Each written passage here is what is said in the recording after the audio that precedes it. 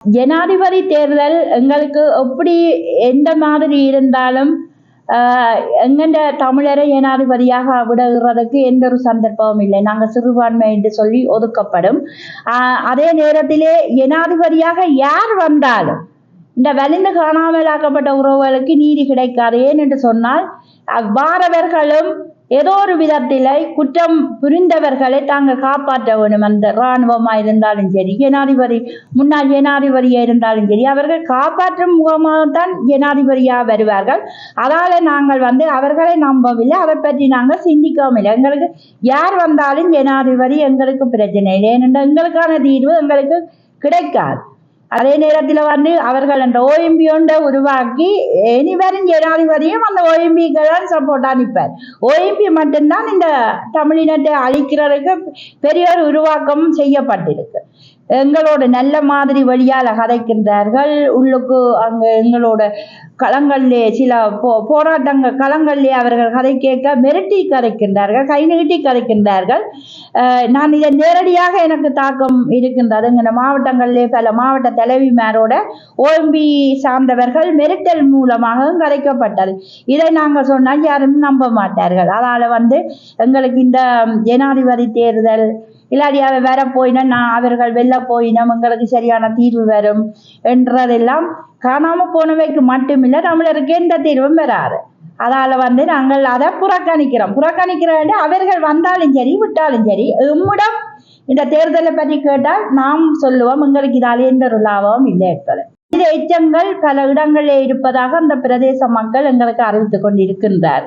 இந்த வகையிலே எம்முடைய ஒரு ஆதரவு இல்லாமல் மனித புதைகுழிகளை மூடப்பட்டு அந்த வகையில் ஓஎம்பி அலுவலகத்தால் பெருந்தொகையான நிதிகளை திரட்டி அந்த அலுவலகத்தின் ஊடாகவே பெரும் நம்பிக்கையை சர்வதேசத்துக்கும் பலப்படுத்தி எங்கள் மக்களைக்கும் பலப்படுத்தி நாங்கள் அதில் தீவிரமாக வேலை செய்கிறோம் என்று சொல்லி எங்களை நசுக்கப்படுகின்றார் இந்த ஓஎம்பி அலுவலகம். இந்த ஓஎம்பி அலுவலகம் தமது இந்த நாட்டிலே உள்ள அரசாங்கத்தை, இந்த நாட்டிலே உள்ள பொய்யான ஒரு அரசாங்கத்தை காப்பாற்றி கொண்டு வருகின்றார்கள்.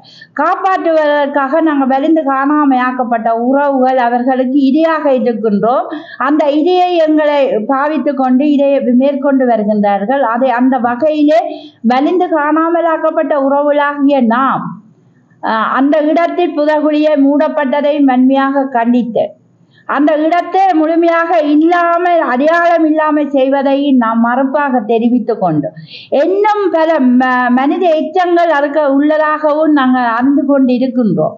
பல பிரதேசங்களிலே அந்த அயல்களிலே இன்னும் ஆய்வு செய்ய வேண்டிய தேவைகள் இருக்கின்றது. அந்த இடத்திலே முழு ஆய்வுகளை செய்யப்பட்டு எமக்கான நீதி பெற்று தருவதற்கு சர்வதேசம் எங்களுக்கு முன்வர வேணும். அதில் என்ன நடந்தது வேகமாக தீவிரமாக எங்களுக்கு அந்த பதில் கிடைக்க வேண்டும். அதுக்கு நாம் பெரும் ஒரு ஆவலோடு தான் அந்த இடத்தை நின்றோம் என்று நாங்கள் பெரும் ஏமாற்றத்தை அடைந்துள்ளோம். உண்மையிலே இந்த வலிந்து காணாமையாக்கப்பட்ட உறவுகள் எத்தனையோ பிரச்சனைகளை சந்திச்சோம்.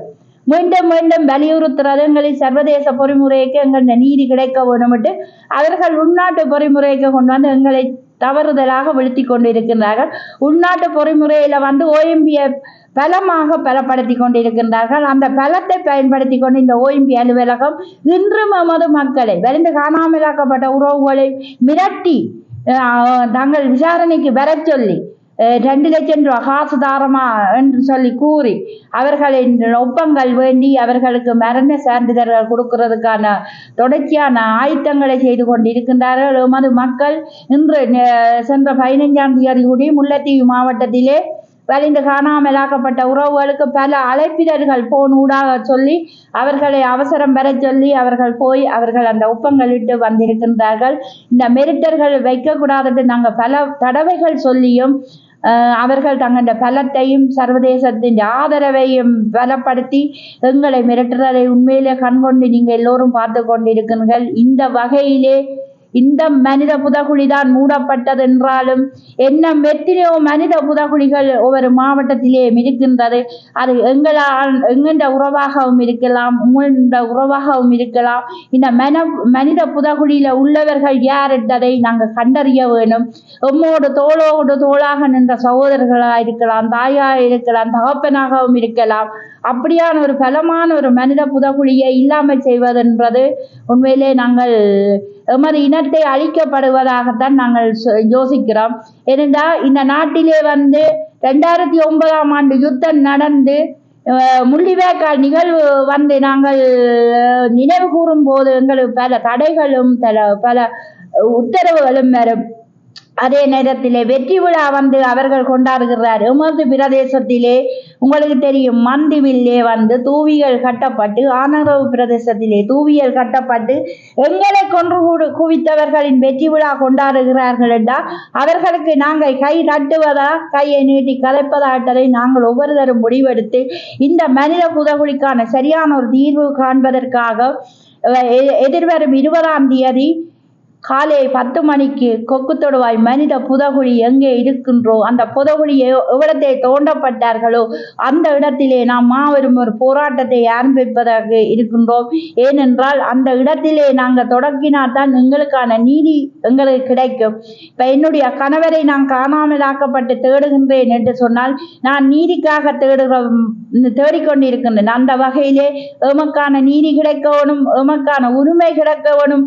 இல்லை வடக்கு கிழக்கு சேர்ந்த அனைத்து அமைப்புகளும் தேசியம் சார்ந்தும் வலிந்து காணாமையாக்கப்பட்ட உறவுகளுக்கு பலி சேர்ப்பவர்களும் அரசியல் பிரதிநிதிகளும் வர்த்தக சங்கங்கள் எல்லோரும் சேர்ந்து என்னென்று சொன்ன ஒவ்வொரு உறவும் உங்கள உறவுகள் என்று சொல்லி அவர்கள் கண்ணீர் விட்டு தவித்துக் கொண்டிருக்கின்றார்கள்.